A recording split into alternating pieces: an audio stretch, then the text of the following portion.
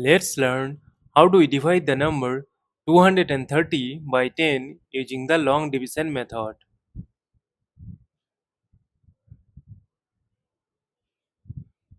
2 is less than 10. That is why we will consider the number 23.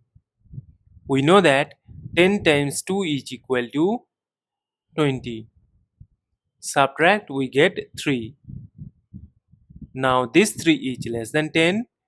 That is why we need to bring down this adjacent 0 here, here. And we know that 10 times 3 is equal to 30.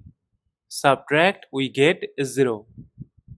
As we get the number 0 and we have no number to bring down here, so we will stop.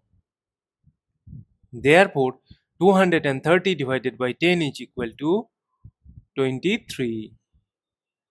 And this is our final answer. Thank you for watching. Please like, share and comment on the video. Also do subscribe our channel.